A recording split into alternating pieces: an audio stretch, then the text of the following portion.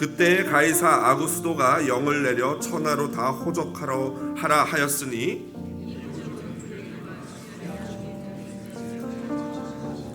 모든 사람이 호적하러 각각 고향으로 돌아가매 유대를 향하여 베들레헴이라 하는 다윗의 동네로 그 약혼한 마리아와 함께 호적하러 올라가니 마리아가 이미 잉태하였더라. 다 같이요. 첫 아들을 낳아 강보로 싸서 구유에 두었으니 이는 여관에 있을 곳이 없음이러라. 아멘.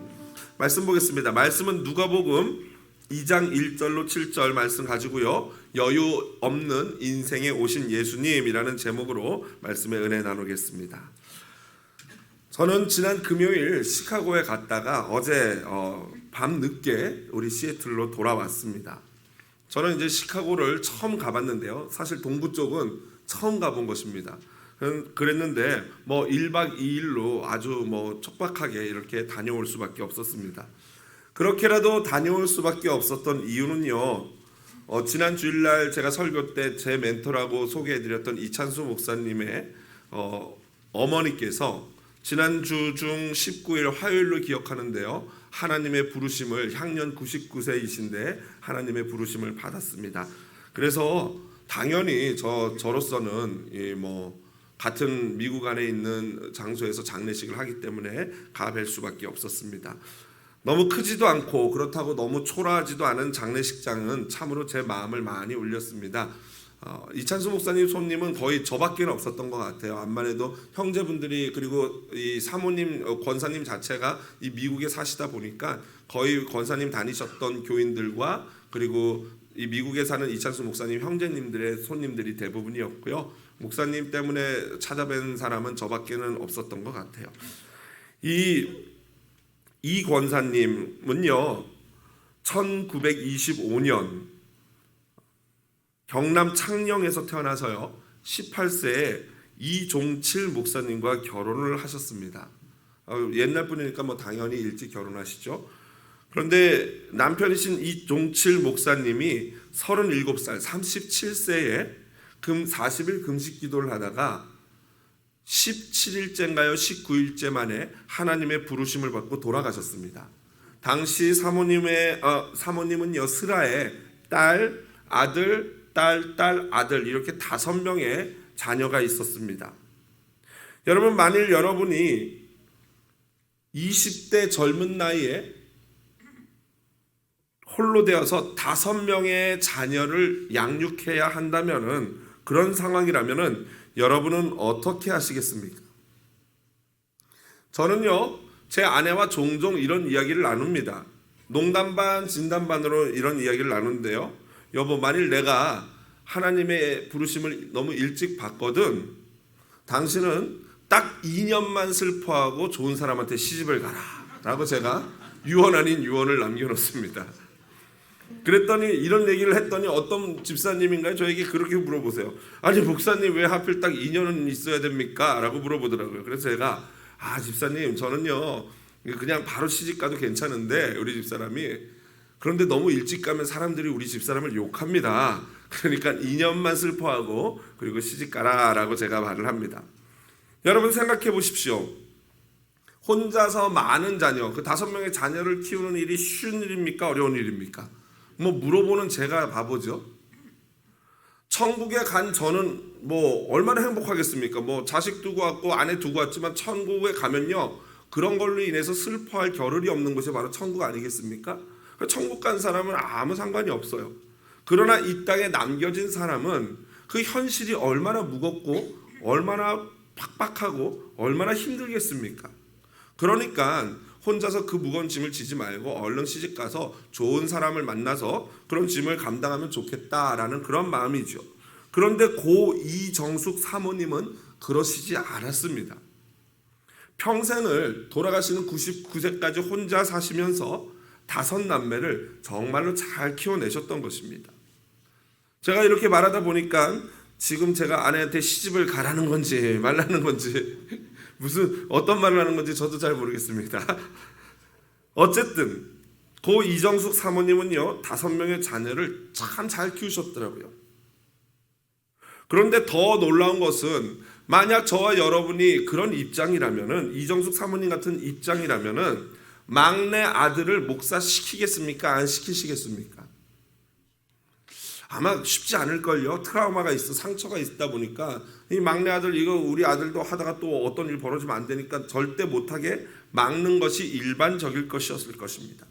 그런데 고 이정숙 사모님은요, 그 어린 이찬수 목사님을 붙잡고 무릎 위에 앉혀놓고 어릴 때부터 내가 아버지가 가장 사랑한 네가 아버지의 대를 이어서 아버지가 못다 이룬 이 목회자로서 하나님께 헌신해야 한다 라면서 기도를 해주셨다는 거예요. 그런데 장례식장에서 알게 되었는데 신기하게도요, 이정숙 사모님의 온 안매가 모두 잘 되셨더라고요. 한국에서 가장 존경받고 영향력 있는 이찬수 목사님은 막내 아들인 이찬수 목사님은 말할 것도 없고요. 나머지 형제 자제분들도 되게 잘 되셨고 그분들의 자녀들, 그러니까 손자죠. 이정숙 사모님의 손자들도 잘 되셨고 손자의 아들들, 증손자죠. 증손자까지도 너무너무 다 잘 됐더라고요. 하나님의 은혜가 그 가문에 넘치는 것을 보게 되었습니다. 그런데 사실 이것은 당연한 것입니다. 모세가 다음과 같이 말했습니다. 같이 한번 읽어보겠습니다. 나를 사랑하고 아멘. 어젯밤에도 그 맏아들이신 이찬삼 장로님한테서 텍스트가 왔는데, 목사님, 우리 어머니는 정말 하나님을 사랑하는 분이셨습니다 라고 이렇게 텍스트가 왔더라고요. 깜짝 놀랐어요. 저도 오늘 이 설교문에다 그렇게 썼거든요. 가만히 보니까 사모님은 정말 하나님을 사랑했던 분이세요. 그 자제분들이 한결같이 단 한 번도 생전에 하나님을 원망하거나, 남편이 돌아가신 그날 장례식을 치르고 온 날도 하나님을 원망하거나 하나님께 불평하는 소리를 들은 적이 없대요. 늘 하나님 감사합니다, 이 얼마나 큰 하나님의 은혜입니까? 라는 말을 입에 달고 사셨다고 합니다. 그러니 하나님을 사랑하는 자에게 천대까지 은혜를 베풀겠다는 언약의 신실한 하나님의 말씀이 당연히 이 목사님과 사모님 가정에 당연히 이루어지는 것 아니겠습니까? 어제 비행기를 타고 오면서 그런 생각을 했습니다. 수십 년 동안 홀로 맡겨진 그 무거운 짐을 지고 수고하시던 사모님이 이제는 수십 년 전에 헤어진 남편을 천국에서 만나서 진짜 기쁨과 행복을 누리시겠구나, 행복하시겠구나 라고 생각하면서 시애틀로 돌아왔습니다. 한 가지 의문이 듭니다. 여러분, 어떻게 이 각박하고 힘들고 어려운 상황에서 고 이정숙 사모님은 그런 여유를 누릴 수 있었을까요? 평소에 이찬수 목사님은 그런 말씀하셨어요. 신비다, 이게 신비다. 왜냐하면 목사님 장례식을 치르고 온 그날 밤에도 어머니 사모님은 하나님께 감사 기도를 올렸다고 합니다. 그 모습을 보고 이찬수 목사님이 참 신비다라고 하시더라고요. 사실 우리는 조금만 내가 하고 싶은 일이 꼬이고 조금만 일이 잘못되면은 금방 마음의 여유를 잃어버리게 되죠. 저는 오늘 본문을 살펴보면서 왜 우리가 자주 여유를 잊어버리는지, 그리고 또 왜 잃어버리게 되는지, 그리고 그 잃어버린 여유를 어떻게 하면 찾을 수 있을지에 대해서 함께 살펴보기를 원합니다. 오늘 본문은요 굉장히 간단합니다. 그냥 요약하면은 예수님의 부모인 요셉과 마리아가 호적 신고를 하러 베들레헴에 갔다가 마구간에서 예수 첫 번째 아이인 예수를 낳았다. 이게 끝입니다. 여기서 말하는 마구간은요 우리가 흔히들 생각하는 이 서구적인 반이 아니에요. 그냥 이렇게 농장에 있는 그런 어떤 창고와 같은 그런 반이 아닙니다. 이때 당시에 마구간은요 대부분의 학자들이 말하기를 중동 지역의 마구간은 이 석회암 지대의 이런 벽을 파내가지고 그 동굴처럼 만든 다음에 그 앞에다가 울타리만 치면 그게 마구간이었다고 합니다. 그러니까 찬 어떤 동굴 속이 마구간이었던 것이죠. 거기에서 요셉과 마리아는 아기 예수를 낳은 것입니다. 왜 그들은 마구간에서 아이를 낳아야 했을까요? 답은 간단합니다. 7절 보십시오. 같이 한번 다시 7절 여러분 성경들 보시면서 읽어보겠습니다. 첫 아들을 낳아 강보로 싸서 구유에 뉘었으니 이는 여관에 있을 곳이 없음이로라. 여러분, 여관은 방을 빌려주는 것인데 왜 여관에 있을 곳이 없었을까요? 여관에 방이 없었던 이유는 바로 이것입니다. 가장 높은 자라는 뜻의 이름을 가진 아우구스투스 황제가요, 명령을 내렸어요. 호구 조사를 해라. 그래서 당시 팔레스타인 지방을 관할하고 있던 수리아의 총독인 구레뇨가 구레뇨가 다스리던 때에 호구 조사가 시작되었습니다. 그런데 이 호구 조사는 오늘날 같으면은 뭐 온라인상에서 인터넷으로 너무 신속하게 빨리 하겠죠. 그런데 예전에는 당연히 이런 시스템이 없기 때문에 한번 호구 조사를 하게 되면은 이게 어떤 경우에는 몇 년까지도 걸릴 수밖에 없었습니다.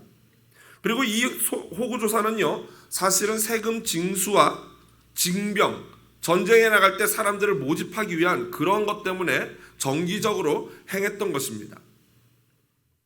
그래서 바로 이 호구 조사를 위해서 사람들은 각자가 살던 곳에서 자기의 호적 신고가 되어 있는 그 고향으로 가서 다시 확인을 하는 수밖에 없었습니다. 사실 요즘 한국 같은 경우에는 온라인으로 모든 발급서를 다 받을 수 있죠. 미국에서도 뭐 온라인 뭐 비밀번호 이런 것들만 인증서만 있으면 다 인터넷으로 받을 수 있습니다.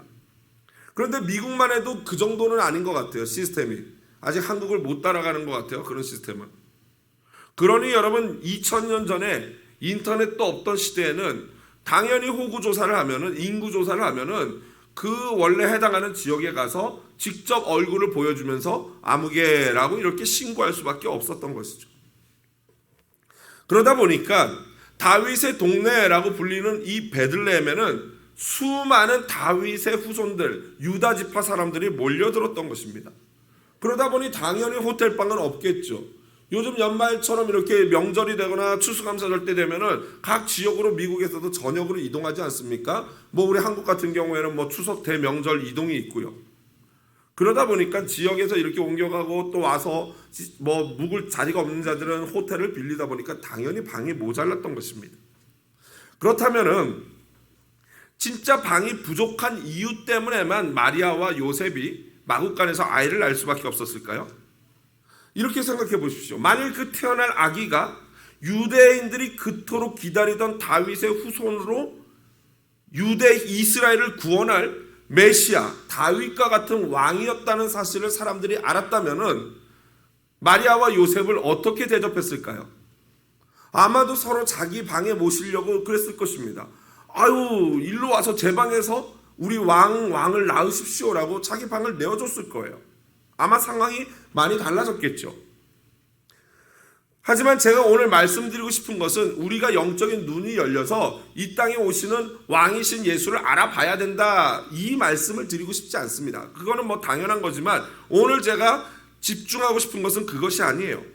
오늘 제가 문제라고 생각하는 부분은 그들이 만삭인 임산부를 그 추운 날씨 가운데 동굴에서 신생아를 낳게 방치했다는 그 사실이에요. 여러분, 사실 임산부는 모든 것에서 우선순위를 갖지 않습니까? 한국의 지하철 타보면 노약자석에서 임산부 이렇게 배 나온 여성 이 아이콘을 이렇게 그려놨더라고요. 임산부는 언제라도 거기 앉을 수 있다. 그녀들을 위해서 자리를 비워놓는다라는 그런 의미 아니겠습니까? 물론 당시 문화에서는 여자와 아이들은 굉장히 하대했죠.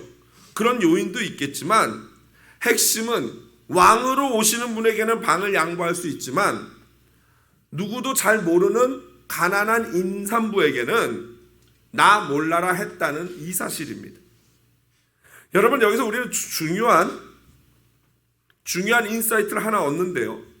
우리가 선행을 하거나 도움을 줄 때 친하고 유명하고 능력 있고 내게 유익한 그런 대상에게만 국한해서 도움을 줘서는 안 된다는 사실이에요. 오히려 어떤 사람을 도와야 합니까? 힘없고 연약하고 나의 선행과 나의 도움을 줬을 때 다시 나에게 그것을 되갚을 수 없는 그런 사람을 찾아서 도와줘야 한다는 것이죠. 여러분, 높은 사람, 유명한 사람을 도와주고 그에게 무엇인가를 하는 것은 잘못하면 뇌물이 되죠. 그러나 가난하고 연약한 자들에게 하는 것은 진정한 사랑이요 구제가 됩니다. 그래서 예수님은 이렇게 가르쳐 주셨습니다. 좀 길지만요. 우리 누가복음 14장 12절 14절 화면 보면서 큰 목소리로 읽어보겠습니다. 또 자기를 청한 자에게 이르시되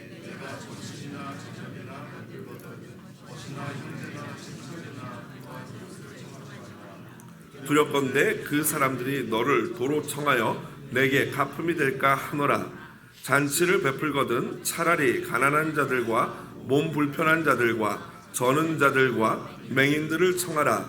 그리하면 그들이 갚을 것이 없으므로 내게 복이 되리니 이는 의인들의 부활 시에 내가 갚음을 받겠음이라 하시더라. 아멘.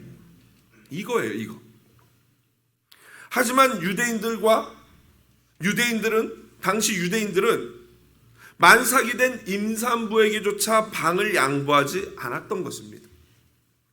사실 그들은요, 사실은 같은 유다 지파로 어떻게 보면은 거의 모두가 한 유다 지파 사람으로 한 친척이에요. 먼 친척들이에요. 물론 가만히 생각해 보면요, 저희는 그들을 이해할 수 있습니다. 사실 여러분 성경을 볼 때 어떻게 이럴 수 있어? 이러시면 안 돼요. 가만히 그 현장을 한번 들어가 보십시오. 제가 그 나머지 유대인들이에요. 몇백 마일을 나귀 타고 아니면 걸어서 호적 조사를 하러 식구들을 데리고 왔단 말이죠. 나도 피곤해요. 겨우 방을 잡았어요. 그래서 이제 짐 좀 풀고 피곤을 풀고 지친 몸을 좀 쉴 수 있고, 거기다가 어린 자녀들까지 만약 같이 왔다면은 그 사람에게는 그 방은 너무나도 소중한 그런 것들이 되겠죠. 그러니까 그 기득권을 포기할 수 있을까? 저 같으면 포기할 수 있을까?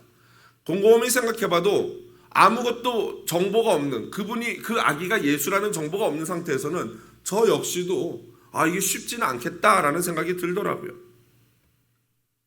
이처럼 상황은 이해가 됩니다. 하지만 그래도 의미 있는 인생, 크리스찬과 같은 인생을 살려면요, 그러한 인생은 가치가 상황보다 우선해야 합니다. 무슨 말입니까? 상황에 이끌려서 가치가 막 바뀌고 변하는 게 아니라 내가 생각하는 비전, 내가 생각하는 가치, 내가 생각하는 숭고한 목표가 있다면은 상황이 어떤 상황이 있어도 가치에 따라서 상황을 바꿔야 한다는 거예요. 가치가 바뀌면 안 되는 거예요. 인생은 가치가 상황보다 먼저 해야 하는 것이 우리의 진짜 의미 있는 인생인 것이죠. 그런데 유대인들은, 그리고 현대를 살아가는 우리들은 대부분 가치보다는 뭘 택해요? 상황을 따라갑니다. 상황을 택해요. 상황이 이러니까 어쩔 수 없다. 이렇게 되는 거죠. 왜 이렇게 됐을까요? 제가 지난 수요일에도 말씀드렸지만 저는 굉장히 커피를 좋아하고 그 중에서도 스타벅스 커피를 되게 좋아합니다. 입에 잘 맞더라고요.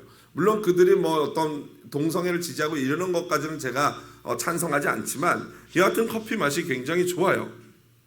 그런데 여러분, 미국에 와서 이제 음식을 처음 초창기 이민 때 주문해 보신 분들 알겠지만 미국에서 음식 주문하는 것이 쉽습니까? 어렵습니까? 영어 못하는 저 같은 사람은요, 어마어마한 스트레스가 있어요. 하나 이렇게 음식 하나 시키면 그림 이렇게 잘 그려놨으면 이거 줘요 그러면은 그냥 주면 되잖아요. 근데 이렇게 물어봐요. 이건 어떠니? 고기는 어떻게 해줄까? 계란은 어떻게 해줄까? 어떻게 해줘? 완숙을 해주세요. 이럴 수도 없고, 반숙을 해주세요. 이럴 수도 없고. 하여튼 어려워요. 근데 이제 처음에 갔을 때는, 이제 처음에 이민 왔을 때 커피도 마찬가지더라고요. 이렇게 물어보는 게 많은지 그냥 커피 주세요 하면 그냥 커피 주면 되는데.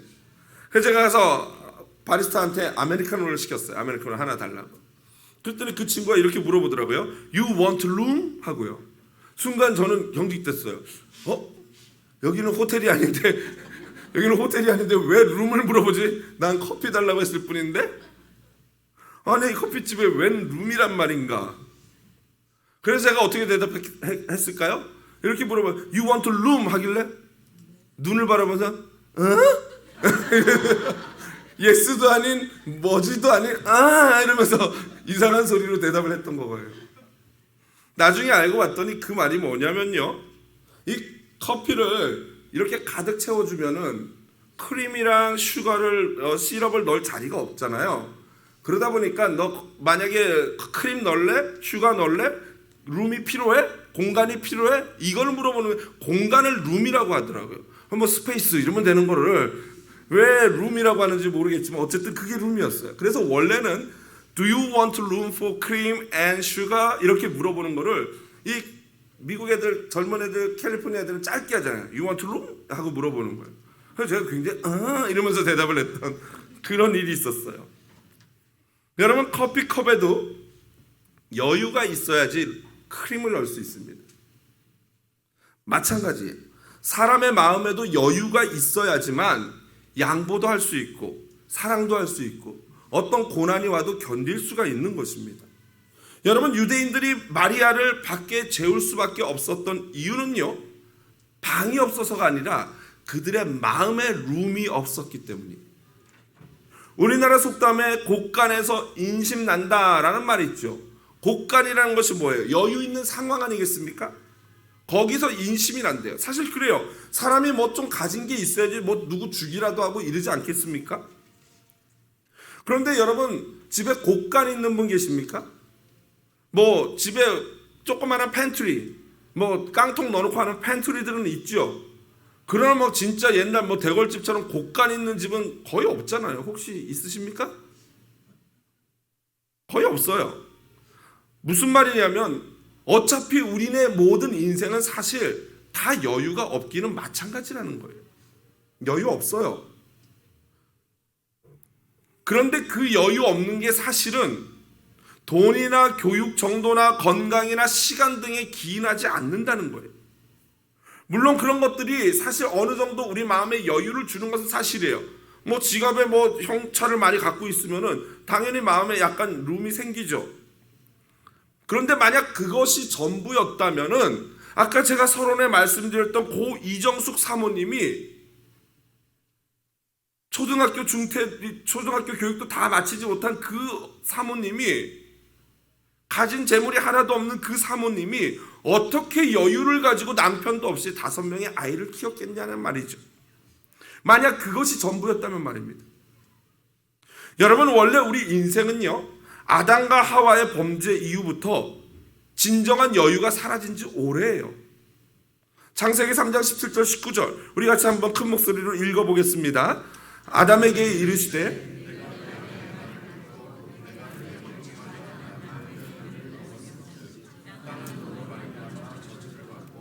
너는 내 평생에 수고하여야 그 소산을 먹으리라.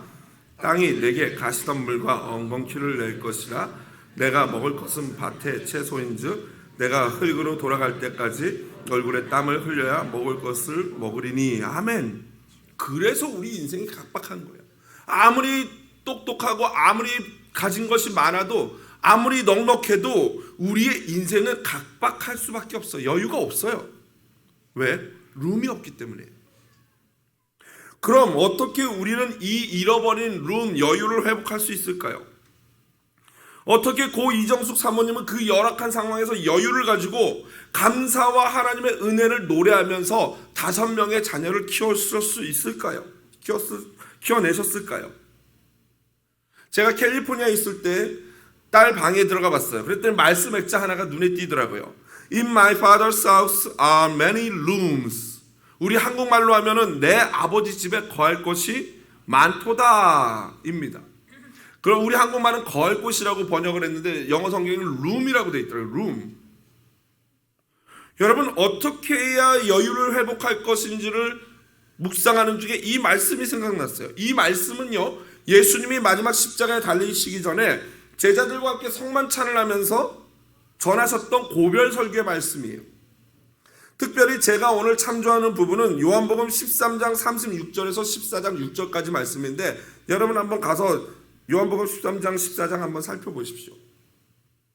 그 말씀에는요, 그 유명한 쿼바디스 도미네라는 말이 나와요. 여러분, 쿼바디스라는 영어 아시죠? 어디로 가십니까? 어디로 가십니까? 라는 라틴어죠. 도미네, 주여. 주여 어디로 가십니까? 이게 누가 한 말이에요? 베드로가 한 말이에요. 예수님이 자꾸 이상한 말씀하시니까 베드로가 주여 어디로 가십니까? 라고 하고 자기도 예수님 따라가겠다라고 고백을 합니다. 그러자 예수님이 뭐라 그러십니까? 아니다. 지금은 네 마음, 네가 나를 사랑하는 걸 알겠는데 지금은 너는 나를 따라올 수 없다. 그러나 나중에는 나를 따라올 것이다 라고 말씀하셨어요. 왜 지금은 안 되고 나중에는 된다고 말씀하셨을까요?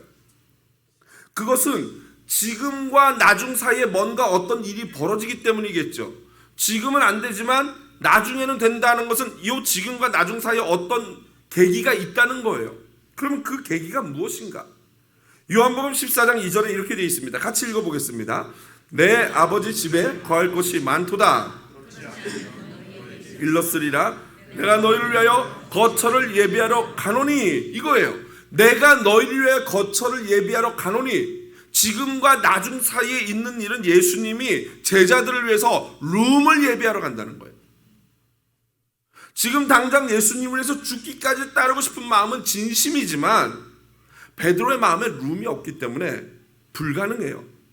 하지만 예수님께서 십자가를 지시고 그 거처, 룸을 예비하신 후에는 가능하다는 거예요. 그래서 베드로가 십자가 지시기 전에는 예수님을 배신했지만 그 후에는 예수 그리스도를 위하여 어떻게 됩니까? 나중에는 전승에 의하면 십자가에 거꾸로 못 박혀 죽었다고 전해집니다. 도대체 그럼 그 거처가 무엇이길래, 예수님이 우리를 위해서 예비하신다는 그 거처, 룸이 무엇이길래 이렇게 사람이 바뀔 수 있을까요? 신약 성경에서 이 거처, 한국말로 거처로 번역된 이 단어가 딱 2번 나옵니다. 헬라어로 바로 모네라는 단어인데요. 바로 좀 전에 읽었던 요한복음 14장 2절하고 요한복음 14장 23절, 2절과 23절에 2개가 연달아 나옵니다. 23절 한번 읽어볼까요? 같이 읽어보겠습니다. 예수께서 내 아버지께서 그를 사랑하실 것이요 우리가 그에게 가서 아멘. 결국 모네라는 것은 우리말로 거처, 방이라고 번역되는데 그게 어떤 공간이기도 하지만 결국에는 뭐냐면은 예수님이 우리와 함께하는 것 그 자체가 거처예요. 그게 새 성전이고 그게 곧 우리의 룸, 우리의 방이라는 거예요. 임마누엘 되신 예수님이 우리와 함께 하시는 것. 여러분, 아버지 집에는 방이 많은 정도가 아니라 넘쳐나고 무한한 줄로 믿습니다. 그리고 이것이 바로 진정한 우리 인생의 룸, 여유인 것이. 결국 고 이정숙 사모님이 그렇게 여유를 가지고 끝까지 자녀들을 양육할 수 있었던 이유는 바로 우리에게 여유를 주시는 성전이 되시는, 룸이 되시는 그 예수님이 그분과 함께 하셨기 때문인 줄로 믿습니다. 이게 진정한 여유예요. 여유를 잃어버린 우리 인생이 다시 룸을 회복할 수 있는 유일한 길은요, 우리에게 그 여유를 주시기 위해서 이 땅에서 머리 둘 곳조차 없으셨던, 그러나 방을 많이 가지고 계셨던 그 많은 방을 자신을 위해 쓴 것이 아니라 우리를 위해서 예비하신 그 예수님께로 나아가는 길밖에 없는 줄로 믿습니다. 말씀을 마무리합니다. 지난 수요 기도회 때도 제가 고백했지만 제 마음에서 룸이 사라져버렸어요. 8년 전에 우리 이 연약한 교회를 와서 섬길 때는 진짜로 모든 환경이 지금보다 훨씬 열악했지만 그때는 룸이 있었어요. 그런데 수요 기도회를 준비하다가 깨닫게 됐는데 내가 하려 했고 내가 계산을 했어요. 현실과 함께 비전을 같이 봐야 되는데 제 시각이 계속 현실에만 많이 머물러 있었더라고요. 여러분, 현실과 비전을 같이 봐야 되는데 현실만 보게 되면 사람이 어떻게 된다 그랬습니까? 차가운 현실주의자가 됩니다. 계산기만 두들기게 돼요. 그러면 계산기를 두들기기 시작하면 마음에 뭐가 없어집니까? 여유가 없어지는 거예요. 룸이 없어져 버려요. 그렇게 되면 그는 정말 냉랭하게 식어버린 그런 존재가 되는 것이. 모든 사람들이 이렇게 고민하고 이렇게 염려하다가 결국에는 영혼과 마음의 여유를 잃어버리게 되는 거죠. 이러다 나 시집 못 가는 거 아니야? 이러다 나 장가 못 가는 거 아니야? 이러다 우리 사업 망하는 거 아니야? 이러다 우리 자녀 직장 못 구하는 거 아니야? 이러다 대학 못 가는 거 아니야? 이러다 늙으면 어떡하지? 노후 준비도 안 돼 있는데? 이러다 병 걸리는 거 아니야? 그리고 마지막에 이러다 죽는 거 아니야? 여러분 염려하실 거 없습니다. 우리 인생은 다 죽습니다. 아멘이십니까? 다 죽어요. 진리예요. 하지만 하나님이 원하는 것은 그것까지 가기까지 우리 안에 평강과 여유를 갖는 것입니다. 남편이 싸늘한 시신이 되어 돌아온 그날 밤에도 고 이정숙 사모님은 바로 예수님과 함께함으로 그 여유를 잃지 않았던 거예요. 그날 밤에도 사모님은 하나님께 눈물의 감사의 기도를 드린 것입니다. 그 여유는요, 여유 없는 인생에게 진정한 여유를 주기 위해서 이 땅에 아기 예수로 오신 성육신하신 예수님과 함께 할 때만 누릴 수 있는 줄로 믿습니다. 오늘 크리스마스를 맞이하여 하늘로부터 내려오는 평강의 빛, 평강의 왕이신 예수 그리스도와 함께 거하는 저와 여러분 되시기를 주님의 이름으로 축복드립니다. 그래서 날마다 우리 삶에 누구도 빼앗아갈 수 없는 룸이 넘쳐나시기를 간절히 소원합니다. 우리 함께 그 마음으로 이 찬양 드립니다.